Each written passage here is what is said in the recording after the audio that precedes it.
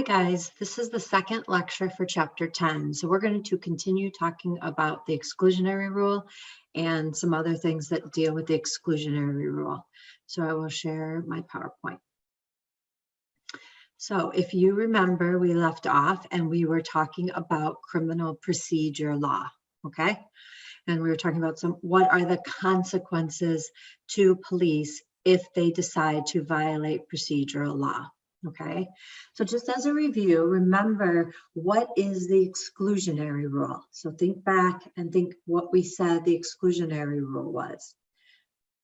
We said the exclusionary rule was if police violate constitutional rights, the evidence obtained cannot be used against them at trial. So anything they get from the illegal, unconstitutional action cannot be used against the defendant at trial. And then remember, the court expanded that to fruit of the poisonous tree doctrine.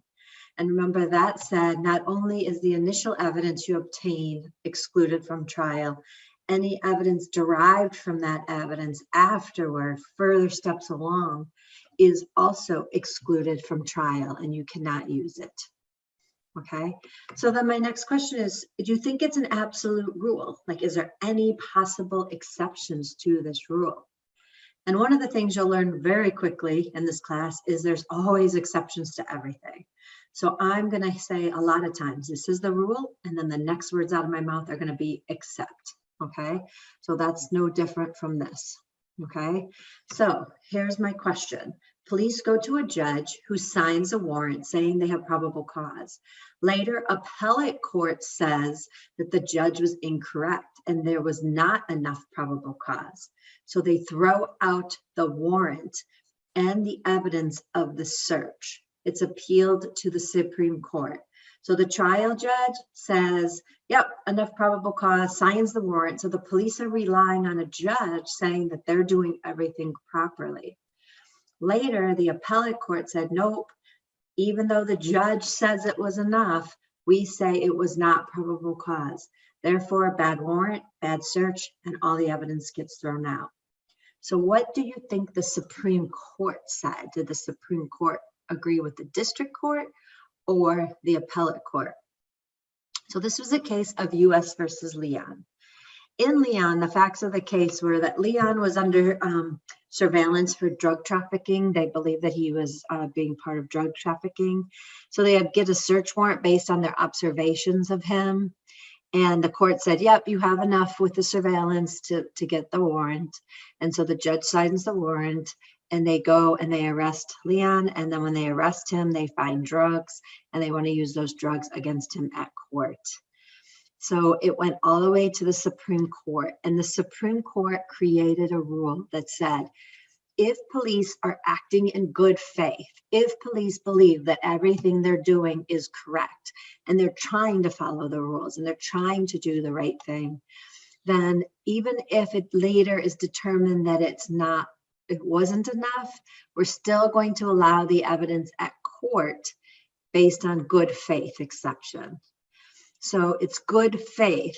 The police tried in good faith to do the right thing. They even had a warrant that was signed by a judge. And so therefore, there's no need to deter them from doing bad things because they weren't doing anything bad. They thought they were doing everything correct. So the Supreme Court made this exception, good faith exception with warrant. So you have a warrant based on what you think is probable cause. Now, what's important to know is New York does not follow Leon. So remember we said the federal government draws the line and then New York or other states can give more rights than what the federal government. So New York gives more rights to a defendant and says, no, we're never going to allow the evidence. So even if police think they're doing it right, if it's not right, it's not right. And if it's not constitutional, it's not constitutional. It doesn't matter the thoughts in the police officer's mind. It was still unconstitutional. So New York will not follow Leon. So that means there is no good faith exception in New York. You can never claim good faith exception in New York. Okay. Now, the next step in searching without a warrant, so that case had a warrant, What about now if they don't have a warrant? Police were relying on information they received from somebody they believed to be credible. So a witness tells them something, they rely on what they were told, and they make an arrest based on that information. And then it later turns out that that information is wrong. Is that still good faith? So it's different from the Leon case because there's no warrant. And so they're making an arrest or a search based on something somebody's telling them. They're relying on that. Is that enough for good faith exception? So there was no warrant. So this was Illinois versus Rodriguez. So Miss Fisher, Gail Fisher, she goes to the police and she complains that her boyfriend assaulted her. So the police accompany her back to an apartment where she said the assault took place. So when they get to the apartment, the door is locked. So Miss Fisher uses her key and opens the door and lets them in. And when they walk in, they find Rodriguez asleep on the couch. He's sound asleep on the couch, and next to him is a pile of drugs. So they immediately arrest him and charge him with drug possession. He later says, you had no right to walk into my house. You did not have a warrant and you had no reason to come in. And the police said, well, yeah, she lives here and she let us in. So it was consent to let us in. And Rodriguez says, she doesn't live here. We broke up. She does not have authority to let you in. And the police are like, well, but we relied on the fact that we had good faith to believe she did because she had a key. So this goes all the way to the Supreme Court. So we have to decide, is it analogous to Leon? Is it close enough to Leon that we're going to extend the good faith exception even to cases where there is no warrant? Or is it distinguishable since there is no warrant? How do you think the Supreme Court determined that? And the Supreme Court said, we're going to expand good faith. So good faith isn't limited to just warrants. If you have good reason to do something without a warrant and you have a valid justification to do it without a warrant, even if that information later turns out wrong, it's okay because you had good faith that you were acting in the right way. So they still allowed the drugs to be used against Rodriguez because the police in good faith, based on what they heard from Fisher, that they were allowed to go in. Okay, so this expands the good faith exception to warrantless searches. So what if the computer states that there is a warrant out for someone's arrest, but later they found out the computer was wrong. The clerk forgot to fix the computer, so it was wrong information. So are we allowing good faith to extend to when clerks forget to correct the computer data? And this was Arizona versus Evans. So he's pulled over for a traffic ticket. They run his police record. The police record says there's a warrant out for him. So they arrest him and search his car and find marijuana. He's arrested. And then it later turns out there was no arrest warrant out for him. It had been, quashed, they say quashed, gotten rid of, and they just never fixed the computer. So they really didn't even have any reason to stop him or arrest him on an arrest warrant because there was no arrest warrant. So then this goes to the Supreme Court and we have to decide, is this similar to Leon and Rodriguez? Or is it different? Because now we're talking about computer errors. Are we going to allow good faith to extend even further? And the Supreme Court said we are extending it further.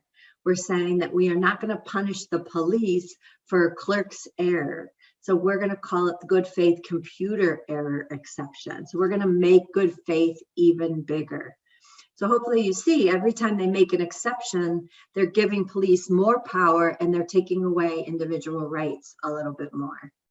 So by expanding good faith, they're giving police more and more excuses to present evidence at trial, even when that evidence was obtained in violation of someone's constitutional rights. Okay, so what if the police are the reason for the error? Police make an arrest reasonably but mistakenly believing that the outside warrant was against the suspect. It wasn't a computer error by the employees. It was based on police misinformation. So what about that? So it's not that the computer was messed up. Now we're talking that the police actually made a mistake. Can we still use good faith exception if that mistake was made reasonably but mistakenly?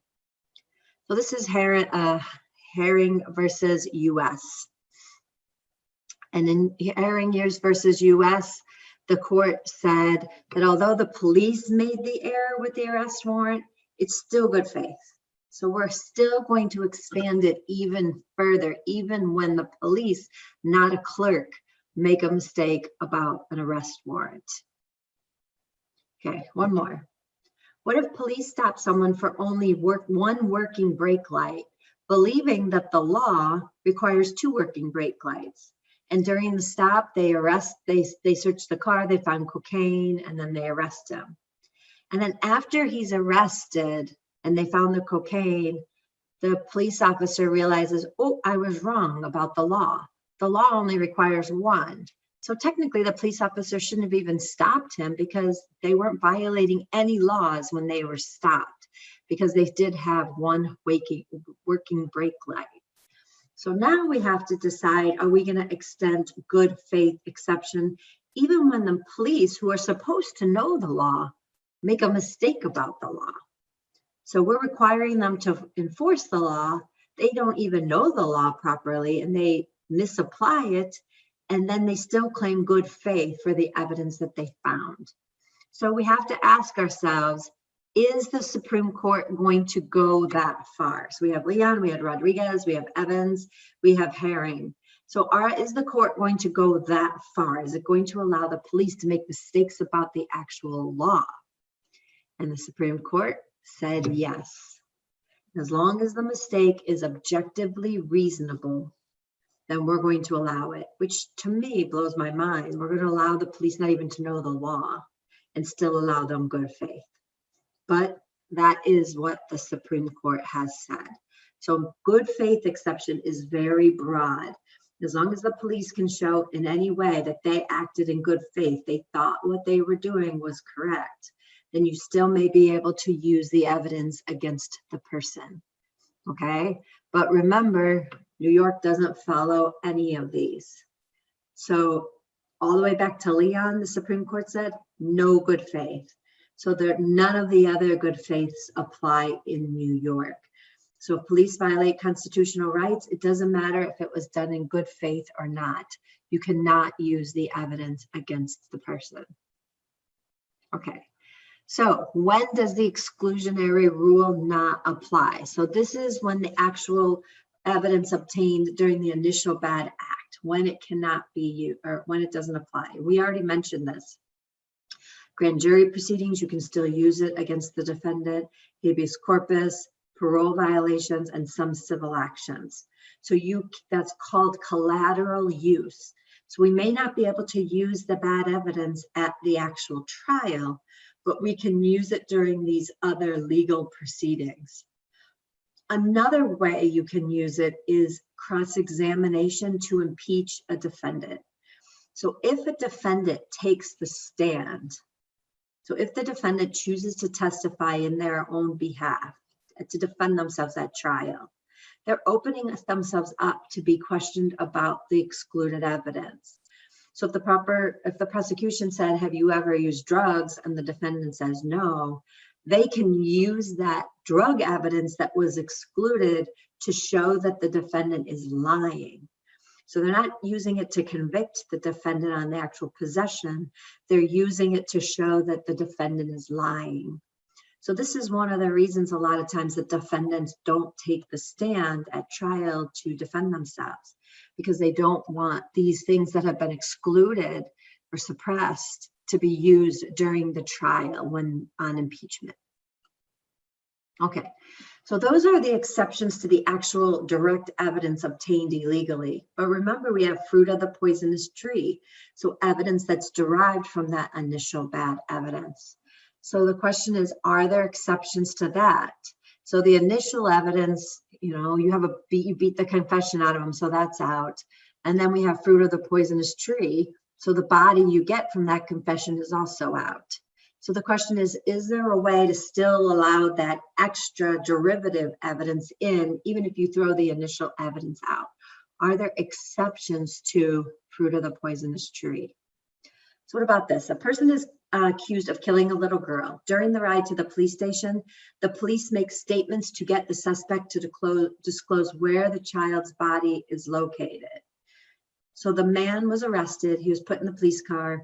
He says he wants to remain silent, and he says he wants an attorney. So they should not have been saying anything to him.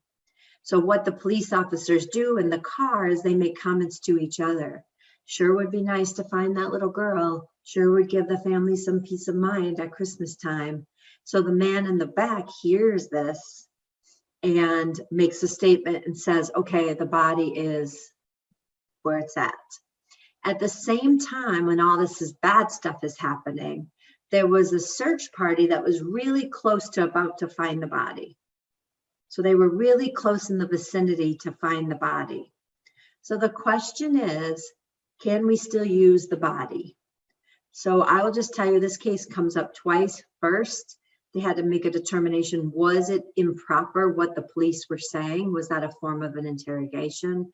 And the Supreme Court said yes. And we're going to talk about that when we talk about interrogations. So if it is an interrogation, it's an improper interrogation because he asked for an attorney. So now we have to say, if it's bad, that confession where the body is thrown out, but can we use the body? And especially since there was a search party about to find it prior to the man telling the location of the body. The Supreme Court created an exception then to fruit of the poisonous tree, and it's called inevitable discovery. So if they were literally just about to find it another way, then we will allow that evidence to be used at trial. Okay. Now, inevitable discovery, you cannot say, well, if I would have gotten a warrant, then I would have been okay. That's not inevitable discovery. That's direct violation of constitutional rights. Inevitable discovery was you were just about to find it. You would have found it anyway without the person saying this. Not because you did the right thing, but just another way. You would have just about found it. So that's inevitable discovery. What about this? Police conduct an illegal search that led them to discover a key witness. That witness later voluntarily testified at trial despite the illegal entry, which led the police to the witness. So the police go in, search, they find a name, and it leads them to a key witness. So they shouldn't have had the name anyway, unless they had a bad search. But they go to the witness and ask the witness, and the witness voluntarily agrees to come to trial, okay? Even though they only knew about his name based on a bad search. Should we allow this witness to testify since we only have this witness by the police bad action? And the court said this is what we call attenuation. So attenuation means there's a break between the bad evidence and the good evidence, okay? So you had a bad search led to a bad witness, but the fact that the witness voluntarily agreed to testify, it broke the chain of illegality, right? So that fruit of the poisonous tree, the fruit is connected to the bad act. We're going to break the connection by the witness voluntarily agreeing to testify. So what attenuation says is the secondary evidence, the derived evidence, is too far away from the police bad act. So we're going to allow it in. There's a break somehow in it. So what I have found is attenuation is mostly used when the police really, really want the evidence in somehow. I'm sorry, the judge really, really wants the evidence in somehow and doesn't want this person to go free. So a lot of times in really weird situations, the judge finds attenuation. One more. Police violate constitutional rights looking for evidence, and then in a totally separate legal way, they get to that evidence another way. So now, can we use that evidence against the defendant? So we would have got to the drugs from something bad, but then later when we go and research, we found another witness that would have got us to the drugs completely unconnected to the initial bad act. And this is what we call independent source. So if the police can demonstrate that they could have found the evidence another way, completely separate and distinct from the bad acts, the court may allow it as considered an independent source. It's independent from the bad acts. Okay, so when we're talking about fruit of the poisonous tree, there are 3 exceptions: inevitable discovery, attenuation, and independent source. So this is when you think that the evidence is going to be thrown out because it's fruit of a poisonous tree, but you find some reason, some excuse to beg the judge to allow the evidence. So these are your last gasp if you're a police officer. They're going to throw the evidence out. Most likely your person is going to go free.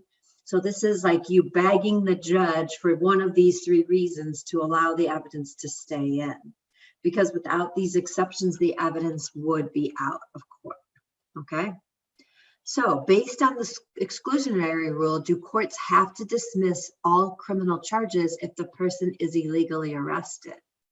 So this means if it's bad evidence, does it automatically mean everything's bad and the person has to go free? And the courts have said, oh, so if, just for example, if there's a bad arrest, right, then is everything after that have to lead to the person just going free? And the answer is no. So if we go back to this, if it's a bad arrest, but let's say that we found evidence during the stop and question. So we have evidence prior to the bad act. Can we still use the evidence obtained prior to the bad act against the person? And the courts have said yes, as long as it's nothing that was excluded and beyond. So if you have enough evidence to still arrest and prosecute that occurred before the bad act, then you can still use that evidence against the person at trial and still convict them. Okay, so nothing after, but you can definitely use the things before. So this is just a thought. Where do you think the exclusionary rule stands now? So this came up in a court case, in a recent court case that one of the Supreme Court justices questioned if the social cost of the exclusionary rule was too high. So there's always the question, could the court overturn the exclusionary rule and get rid of it? And they could. So right now it's swaying more towards police powers. So there is a chance they could give more and more powers, create more and more exceptions to the exclusionary rule, which limits individual rights more and more. It takes away your constitutional rights. It takes away the consequences for violation of your constitutional rights. Okay, so remember I said I may mention chapter 11, but you don't really have to read it or do the mind tap. This is the one slide that talks about chapter 11. So in addition to the exclusionary rule, there are other ways that you can punish police for violating constitutional rights. So you can actually charge criminally police officers that violate constitutional rights, violations of federal civil rights statutes, Bivens lawsuits, and things like that. So you can actually prosecute the police officers for violating constitutional rights. And there may be state statutes that allow you to prosecute police officers for violating constitutional rights. That Derek Chauvin that was kneeling on Frank Lloyd's neck, he was charged criminally for crimes. And just recently, he's being charged again for violating a teenager's constitutional rights. So they can be criminally prosecuted. They can be sued. So 1983 lawsuits, those are federal lawsuits. They allow you to sue governmental officials, like the police, if they violate your constitutional rights. So you sue for money damages for violation of your rights. You can get injunctions, which is the court ordering police to stop doing certain things. So later we're going to talk about stop and question and frisks that were occurring in New York and New York City, and they were consistently violating people's rights. So the courts in New York ordered them to stop their policies of stop, question, and frisk in New York City. You can have internal reviews. So the department themselves look and punish their own police officers for violating rights. You could have civilian review panels that look at what the police do and issue sanctions. And then you can have mediation. So that's chapter 11. It's talking about the other punishments to police for violating constitutional rights. Okay, so now we learned the whole exclusionary rule. Now we're going to put it in action, and we're going to try to figure out how it will help us resolve scenarios using this legal research. So the first thing I want to do is just throughout the summer, throughout the semester, I'm going to be giving you different flowcharts. These flowcharts take information from the lecture and try to put it in some sort of structure so you can follow it for your legal analysis. So I highly recommend you print out any flowcharts that I post, because you're going to use them on the homework and you can use them on the exams. And they're just a way to make sure you're hitting all the points when you're making your analysis section in your IRAC. Okay, so we're going to talk about the flowcharts, and we're going to use the flowcharts in class, and hopefully you use them on your assignments and on your exams. So this is just a silly one that my friend gave me. She loves bacon, so I think it's funny. So this is like a sample of a flowchart. It will start with a question, and then you go down based on your answers. Okay, so this is the exclusionary rule flowchart. So all that's on here we have learned already. I just put it in a form so that you can follow through to make sure you're hitting everything. So the first question is always going to be, was the evidence seized illegally, or was it evidence that is fruit of the poisonous tree? So the first thing you're always going to have to decide is you read the scenario and say, what evidence did the police obtain? And did they obtain it in an illegal way? Or was it fruit of an illegally obtained evidence? Now, right now, you don't know what's legal and what's not legal for the police. So I'm going to tell you. So read the scenarios very carefully. I'm going to say the police did this illegally, and you have to take me at my word. Sometimes students want to argue in their answers that it's legal. You need to start with the premise that it's illegal, okay? Because I'm going to tell you it's illegal. So if it was legal, then it's fine. You can use it against them, and then you're not using the flowchart. So I'm always going to make the evidence be illegal. So was the evidence illegal? Yes.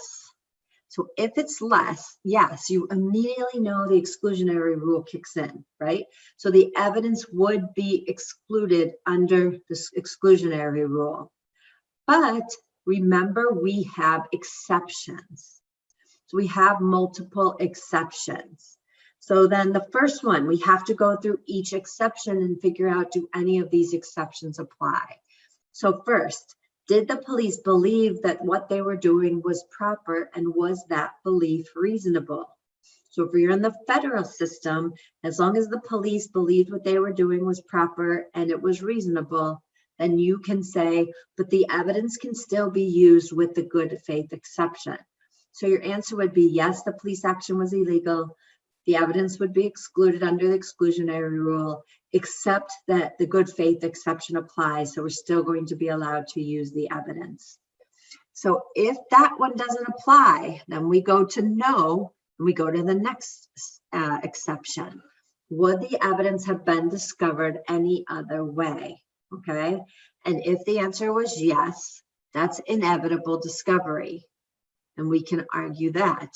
If any inevitable discovery doesn't work, we go to the last one. Can you locate the evidence another independent way? If the answer is yes, then you argue that the evidence can be permitted under the independent source exception. If all of these are no, then we come over here, and that says the exclusionary rule and fruit of the poisonous tree doctrine apply, and the evidence would be excluded from trial. Okay, so from now on, this is the flow chart you're going to use in your analysis section of your IRAC method. So let's try one together. Officer Weston stops a car that met the description of one supposedly driven away by two suspects from the scene of a burglary. The description was based on information from another sheriff. He arrests both occupants and searches the car, finding illegal weapons in the trunk. It turns out that the vehicle description was wrong and Weston arrested the wrong men, okay? So he thinks he's stopping the right car. He pulls it over. It's meeting the description, and he pulls it over. And then when he searches the car, he finds other illegal things. So if the arrest was illegal, so I'm telling you right now, the arrest is bad, right? Make an argument that for the defendant, because remember, we're always taking the defendant's perspective, that the weapon should be excluded at trial as evidence against the two men, okay? So remember the IRAC. So we're going to start with our conclusion, and we're going to argue that yes, the evidence should be excluded. So the illegal weapons should be thrown out, and you should not be able to use them to prosecute the two suspects, okay? So using IRAC, remember we need issue with the facts, we need the rule, we need the analysis, and now in this analysis section, we know we're going to use the exclusionary rule flow chart, and then we have conclusion, okay?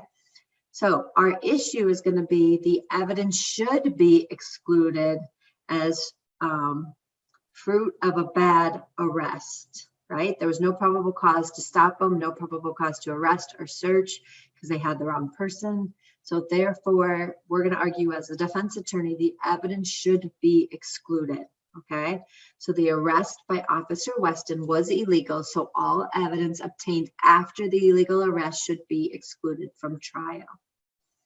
Then we're going to give a brief summary of the facts. So he stops the car, they met the description, they both were arrested, search, and they find the weapons, and then they realize, oops, sorry, it was the wrong vehicle.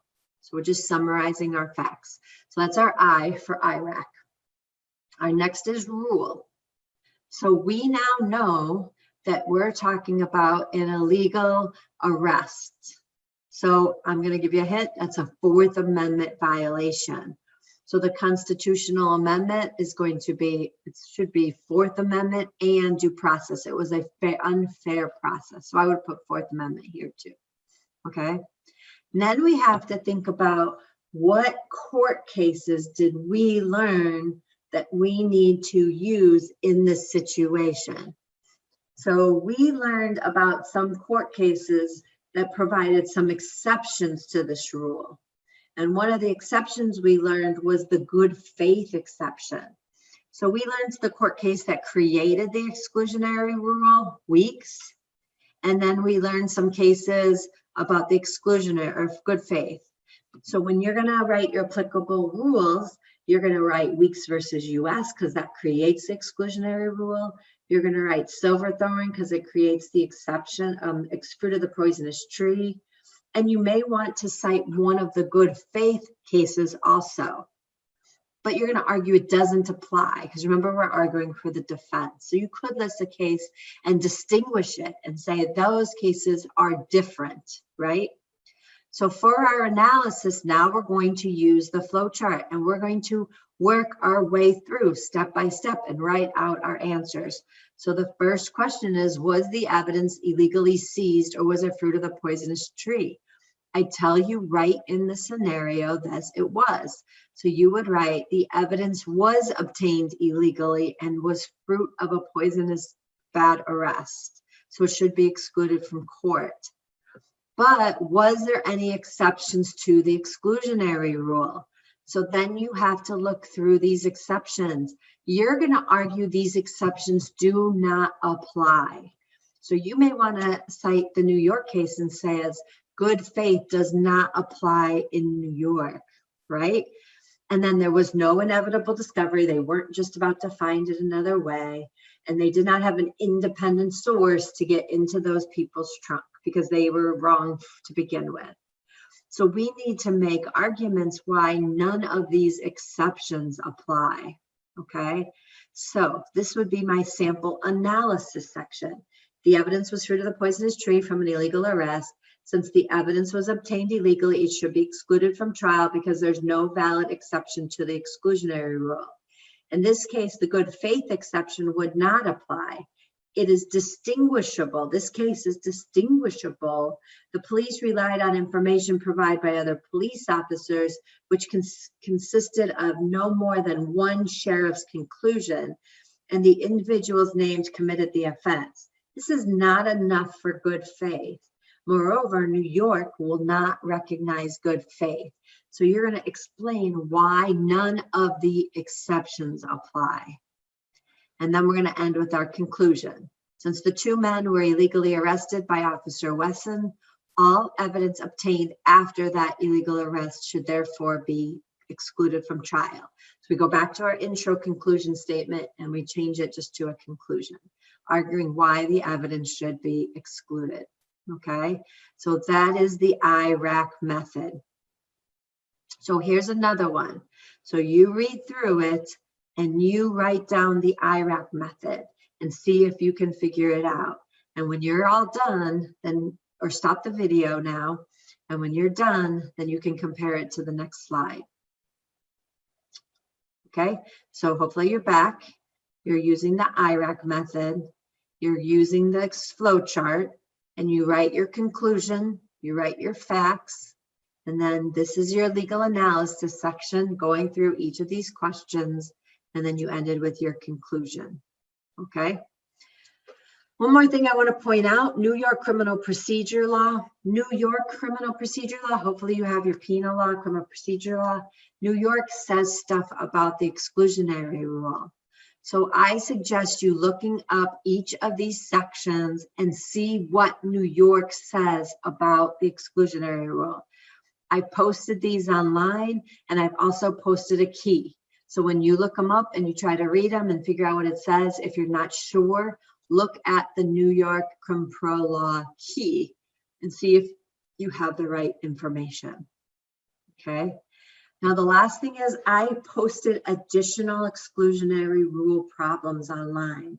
So this is going to happen a lot through the semester. I will teach you something and we'll practice it in the lecture. And then what will happen is there's problems. So I suggest you try to answer these problems and then look at the key and make sure you're on the right track. Plus the key will show you which way to actually write the answers. Once you feel comfortable doing that, you then need to do chapter 10 assignment, which is a case study. So it's exactly like we just did in class. It gives you a scenario, you use the analysis, and you work through the IRAC method to give me an answer. Now you're going to get used to this. The first one's always a little rough because you're still learning this process and this mindset and this IRAC. So give it your best shot. If there's any problems with it, I will be more than happy to look at it and review it and give you comments, and you can send it back in. Okay.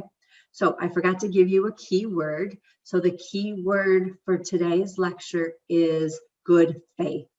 Okay, so when you're sending in your keyword, you want to use good faith. So look at the problems, try some out, look at the key, and when you're all ready and you feel good about it, then you can do chapter 10 assignment. Okay, so that's all I got. I hope that it makes sense. If you have any questions, please reach out. This starts to get harder and harder. This legal stuff gets hard. So if you have any questions, please reach out and ask me. I'll be more than happy to help you go through it, talk to you, answer your questions. But you just got to reach out and tell me you need help. Okay? Thank you very much, and I will see you next week.